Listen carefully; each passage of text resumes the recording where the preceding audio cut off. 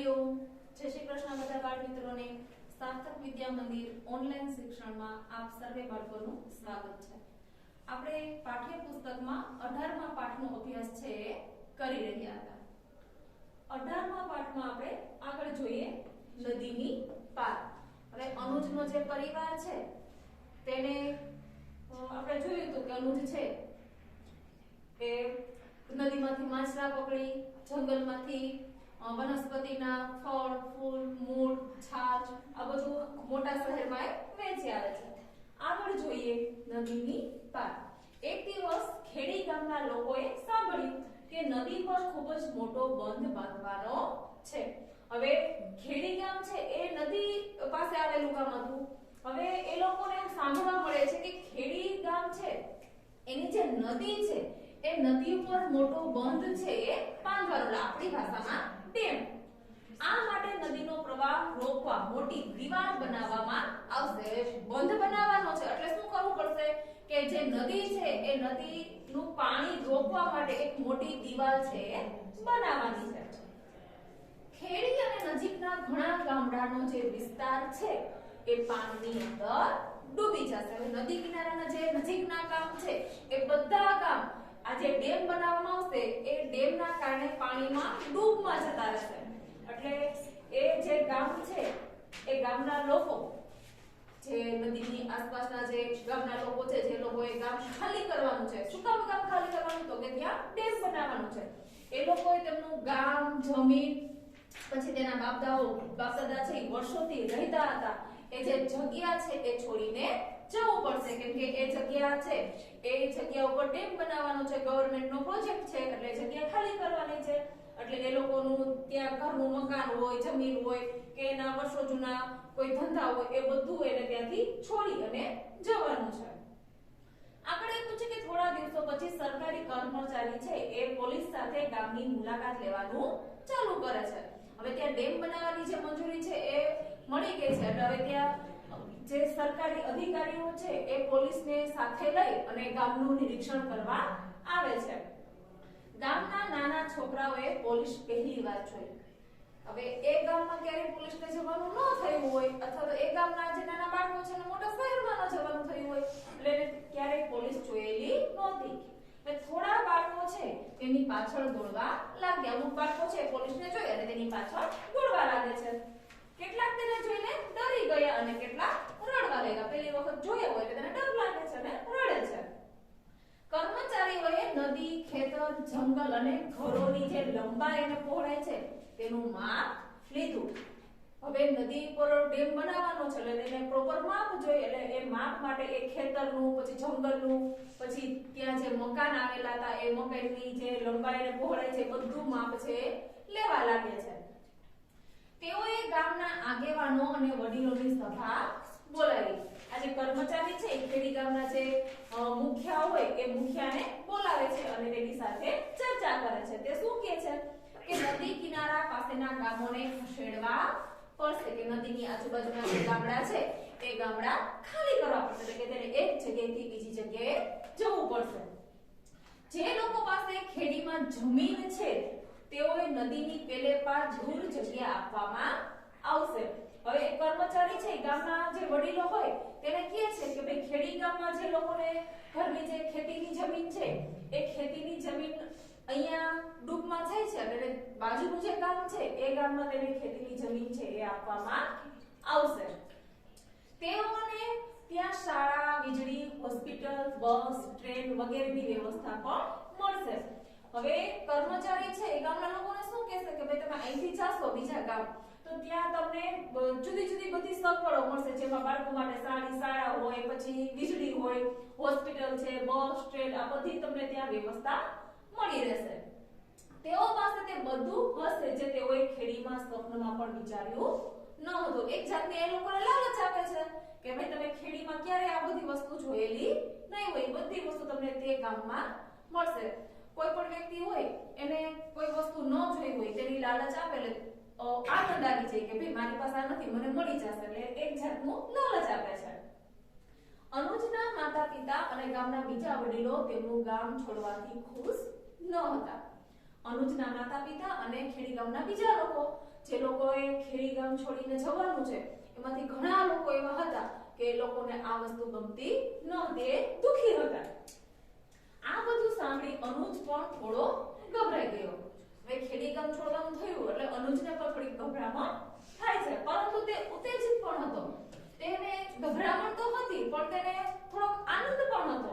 તે વિચારતો હતો કે લગ્ન પછી તે તેની પત્નીને નવા ગામમાં નવા ઘરમાં લઈને જશે. અનુજ છે એ એના ભવિષ્યનું વિચારે છે કે મને કદાચ કે ખેડીમાંથી કે બીજે જવાનું થાય તો હું મારી પત્નીને નવા ગામમાં અને નવા ઘરમાં રહેવા લઈ જઈશ. એવું ઘર કે જ્યાં તે ફક્ત એક બટન દબાવશે અને અજવાળું થશે અને નળ ખુલશે અને પાણી આવી જશે. એ શું વિચારે છે કે એવા જગ્યાએ હું એને લઈ જઈશ કે માત્ર એક સ્વિચ ચાલુ કરે એટલે ઘરમાં લાઈટ ચાલુ થઈ જાય અને પાણીની જે ચકલી હોય નળ ચાલુ કરે એની જે ચકલી હોય ચકલી ચાલુ કરે એટલે પાણી છે એને નળમાંથી મળી રહે. આવું બધું એ વિચારવા લાગે છે. તે શહેરમાં ફરવા અને નવી જગ્યાએ બસમાં જવાના સપના જોવે છે કે હું શહેરમાં જઈશ એટલે કે મારી પત્નીને હું શહેરની જે જુદી જુદી જગ્યા હોય એ જગ્યા બતાવીશ. શહેરમાં જે બસ ચાલતી હોય બસમાં તેને બેસાડીશ. જ્યારે બાળકો થશે ત્યારે તેઓને શાળાએ મોકલશે. શું વિચારે છે કે મારા જ્યારે બાળકો થશે ત્યારે બાળકોને સ્કૂલમાં હું ભણવા મોકલીશ. તેઓ તેના જેવા અભણ નહીં રહે. અનુજ શું વિચારે છે કે હું જેમ અભણ રહ્યો છું એવી રીતે કે હું મારા બાળકોને અભણ રહેવા દઈશ નહીં. શહેરની જે સારી સ્કૂલ હશે એમાં હું તેને ભણવા બેસાડીશ. આગળ એ પૂછે ચર્ચા કરો અને કહો.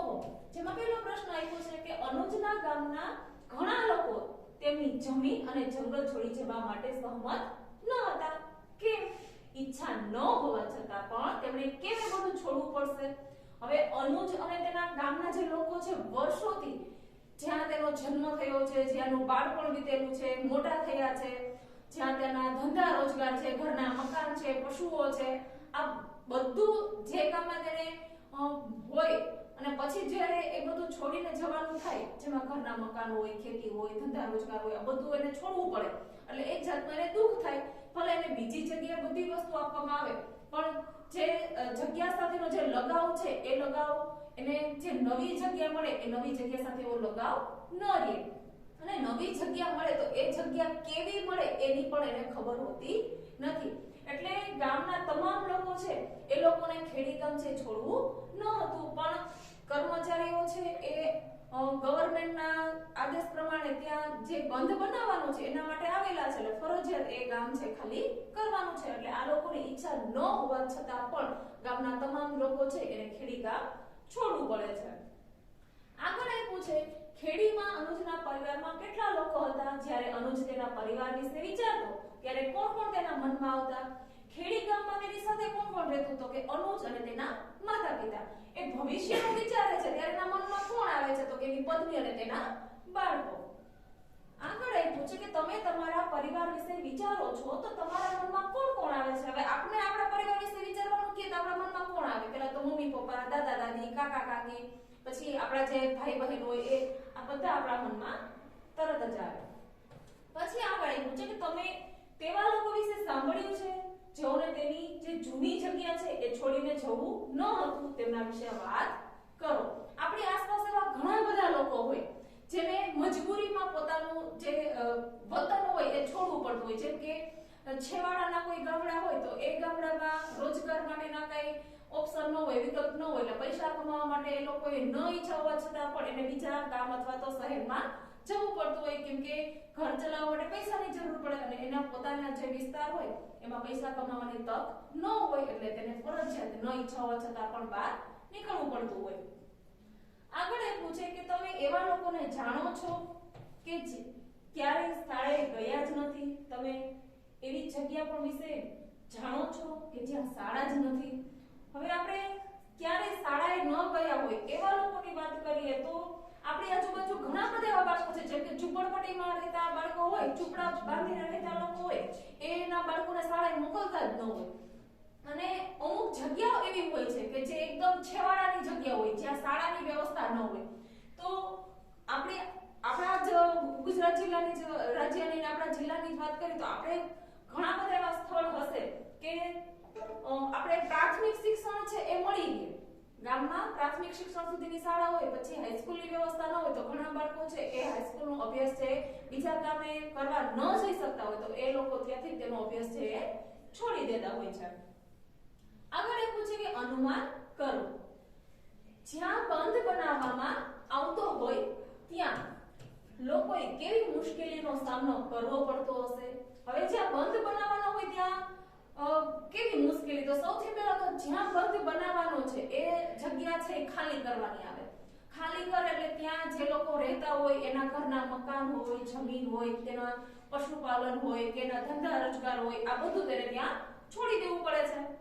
પછી જે નવી જગ્યા મળે એ નવી જગ્યાએ ફરીથી બધું તેને વસાવવું પડે કે નવી જગ્યાએ જાય તો નવો ધંધો એને શોધવો, એને કઈ રીતે ચલાવવો એ મુશ્કેલી પડે. પછી એ લોકોએ જ્યાં પોતાનું આખું જીવન પસાર કર્યું હોય એ જગ્યા છોડી અને નવી જગ્યાએ જ્યારે જવાનું થાય તો એ નવી જગ્યાને સ્વીકારી શકતા નથી. એટલે કોઈ પણ વ્યક્તિ હોય એને પોતાનો જે વિસ્તાર હોય કે પોતાનો આપણે કહીએ કે આપણી કર્મભૂમિ છે એ છોડવાની થાય તો કોઈને ગમતું નથી. આગળ આપણે પૂછે કે ખેડી ગામનું ચિત્ર દોરો. અનુજના સ્વપ્નના નવા ગામનું ચિત્ર દોરો. તેની વચ્ચેના તફાવત વિશે ચર્ચા કરો. તમારા મિત્રોએ બનાવેલા ચિત્ર જુઓ. આપણે ખેડી ગામનું ચિત્ર દોરવાનું છે. આગળ આપણે પૂછે નવી જગ્યા. હવે અનુજની જે નવી જગ્યા ફાળવવામાં આવેલી છે એની અહીંયા વાત કરેલી છે. ઉનાળાની બપોર હતી. અનુજને તડકા અને ગરમ હવામાં ચક્કર આવી રહ્યા હતા. હવે ઉનાળો હોય એટલે ગરમી વધારે હોય, બાફ હોય એટલે ઉનાળામાં તડકા અને ગરમીના કારણે અનુજને ચક્કર આવતા હતા. તેના પગ પાકા ડામરના રસ્તા પર દાઝી રહ્યા હતા. હવે અનુજ છે એ રસ્તા પરથી પસાર થઈ છે એટલે ઉનાળામાં આપણે રસ્તા પરથી પસાર થાય એટલે આપણો જે રસ્તો છે ડામરનો એ વધારે આપણે ગરમી આપે એટલે ગરમીના કારણે એના પગ છે એ પણ દાઝતા હતા. ત્યાં થોડો છાંયો આપે એવું એક પણ વૃક્ષ ન હતું. આપણે તડકામાં નીકળવાનું થાય, કન્ટિન્યુ આપણે તડકામાં નીકળ્યા હોય તો આપણે છાંયો શોધતા હોય તો અનુજ છે એ પણ છાંયો શોધે છે. ત્યાં એ કોઈ એવું વૃક્ષ પણ નહોતું કે એ વૃક્ષની નીચે એ ઊભો રહી શકે, કેમ કે એ પોતે જંગલ વિસ્તારમાંથી આવતો તો હંમેશા ઘટાદાર વૃક્ષોની વચ્ચે મોટો થયેલો છે. જ્યારે આવા આપણે સિમેન્ટના જંગલમાં તેને રહેવાનું થાય છે તો એને પરવડતું નથી. ફક્ત થોડા ઘર અને દુકાનો હતા. એ કોઈ વૃક્ષ ન હતા. શું હતું તો કે ઘર અને દુકાન. અનુજ છે એ દવા ખરીદ્યા પછી તેના ઘરના રસ્તે જતો હતો. તેની પીઠ પર એક જૂનું ટાયર હતો. અનુજ છે એ દવા લઈ અને પોતાના ઘર તરફ આગળ વધતો હતો અને તેની પીઠ ઉપર એક ટાયર હતું. જો અહીંયા આપણે ચિત્રમાં દેખાય જ છે કે અનુજ પોતાની પીઠ ઉપર એક ટાયર લઈ અને જાય છે. ત્યાર પછી આપણને પૂછે કે આ દિવસોમાં તેનો ચૂલો આ રબરના જૂના ટાયરના નાના ટુકડાઓથી સળગાવવો પડે છે. તેની પાસે પૈસા તો ન હતા. હવે ચૂલો સળગાવવા માટે એને લાકડા ખરીદવા પડે તો લાકડા ખરીદવાના પૈસા પણ ન હતા. એટલે શું કરે છે કે જે ગાડીનું જૂનું ટાયર હોય એ જૂના ટાયરનો ઉપયોગ એનો જે ચૂલો છે એ ચૂલો સળગાવવા માટે તેનો ઉપયોગ કરે છે. કેમ કે એ જે ટાયર છે એનાથી ઝડપથી આગ લાગે છે અને બળતણનું લાકડું પણ બચી જાય છે. પરંતુ ટાયરના સળગવાથી આવતી ગંધ અને ધુમાડો ભયંકર હોય છે. આપણે આગળના પાઠમાં પણ અભ્યાસ કરેલો હતો કે આ જે ટાયર સળગે એટલે એમાંથી જે ધુમાડો અને કેમિકલ નીકળે એ સ્વાસ્થ્ય માટે પણ નુકસાનકારક અને પર્યાવરણ માટે પણ નુકસાનકારક. આ નવા સિંદુરી ગામમાં તેઓએ દરેક વસ્તુ જેમાં દવા, ખોરાક, શાકભાજી, બળતણ માટેનું જે લાકડું, પ્રાણીઓનો ખોરાક આ બધું તેને પૈસા દઈ અને ખરીદવું પડતું. હવે જો એ જ્યારે ખેડી ગામમાં રહેતા તો કોઈ બીમાર પડે એટલે જંગલમાં જે ઔષધીય વનસ્પતિ છે એ વનસ્પતિમાંથી વનસ્પતિ જે દવાની જરૂર હોય એ પ્રમાણે વનસ્પતિ શોધી અને એ ત્યાંથી દવા મેળવી લેતા. પણ અહીંયા તો એવું શક્ય નથી એટલે એને બીમાર કોઈ હોય તો દવા પણ તેને બહાર ડોક્ટર પાસે જઈ અને લેવી પડે. આગળ આપણે પૂછે કે તેઓને કેરોસીન ખરીદવું પોસાય તેમ નથી. કેમ કે કેરોસીન જોતું હોય તો એ પણ પૈસા દઈને ખરીદવું પડે. અનુજ પાસે એટલા પૈસા પણ નથી કે કેરોસીન છે એ બજારમાં જઈ અને લઈ શકે. આ બધા માટે પૈસા ક્યાંથી લાવવા? કેમ કે આવકનું સાધન નથી એટલે પૈસાની એને તંગી છે. આ બધું વિચારતો અનુજ છે ઘરે પહોંચ્યો. પતરાના છાપરા વાળું ઘર ભઠ્ઠી જેવું ગરમ થઈ ગયું હતું. હવે અનુજ જે નવા ગામમાં આવ્યો છે એ કયું તો કે સિંદુરી. સિંદુરીમાં આવ્યો છે પણ ત્યાં તેની પાસે રહેવા માટે ઘર છે, પણ કેવું તો કે આ જે પતરા હોય એ પતરાના છાપરા વાળું ઘર, જે ઉનાળાની ગરમીમાં અત્યંત ગરમી આપે તેવું હતું. આગળ આપણે એવું છે કે અનુજની પત્નીને ખૂબ જ તાવ હતો. એ દવા શું કામ લેવા ગયો હતો તો કે એની જે પત્ની છે તે બીમાર હતી, તેને તાવ હતો. તેની દીકરી જીયા તેનો જે નાનો ભાઈ છે કૌશલ તેને ખોળામાં સુવડાવતી હતી. જીયા શું કરે છે કે મમ્મી બીમાર છે એટલે પોતાનો જે નાનો ભાઈ છે એ નાના ભાઈને સુવડાવતી હતી. તેઓ પાસે ઘરમાં કોઈ વડીલ નહીં. જુઓ, આપણે આગળ જોયું હતું કે અનુજના માતા-પિતા છે, પણ અહીંયા સિંદુરી ગામમાં જ્યારે એને રહેવા આવવાનું થયું, એટલે કે ખેડી ગામ છોડવાનું થયું, એ સાંભળી અને અનુજના જે માતા-પિતા છે એનું મૃત્યુ થઈ જાય છે. એટલે અહીંયા સિંદુરી ગામમાં અનુજના માતા-પિતા હોતા નથી, એટલે ઘરમાં કોઈ વડીલ નથી. અનુજના માતા-પિતા છે એ ખેડી ગામ છોડવા વિશે એટલા દુખી હતા કે અહીં આવતા પહેલા જ તે મરી ગયા. સિંદુરીમાં ફક્ત 8-10 પરિવાર જ હતા. સિંદુરી ગામના જે નવી જગ્યા જે ફાળી હતી એમાં 8 થી 10 પરિવાર જ ત્યાં હતો. જેમને તે પોતાના કહી શકે એટલે કે ખેડી ગામથી તેની સાથે સિંદુરી ગામમાં રહેવા આવ્યા હોય એવા 8 થી 10 પરિવાર જ હતા. જે એનો જે જૂનો જે ખેડી ગામમાં પરિવારની જેમ રહેતા હતા એમાંના 8-10 ઘર જ એવા હતા કે કહી શકે કે આ મારા પોતાના છે. જેઓ તેના જૂના ગામના હતા. આખું ગામ છૂટું છવાયું થઈ ગયું. પેલા જે રહેતા હતા એ એક ગામમાં હળી મળીને રહેતા, હવે જે નવી જગ્યા મળી છે એમાં બધાના ઘર છે એ અલગ અલગ છૂટા છવાયા હતા. અને લોકોને જ્યાં જગ્યા આપવામાં આવી તેઓ ત્યાં જતા રહ્યા.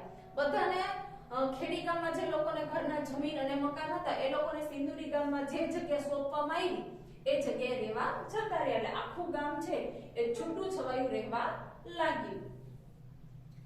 આ ગામ અનુજે સ્વપ્નમાં ગામ જે વિચાર્યું હતું તેના જેવું ન હતું. અનુજે શું વિચાર્યું હતું કે હું નવા ગામમાં જઈશ, એટલે કે નવા ઘરમાં જઈશ તો મારી પત્નીને નવું ગામ અને નવા ઘરમાં લઈ જઈશ.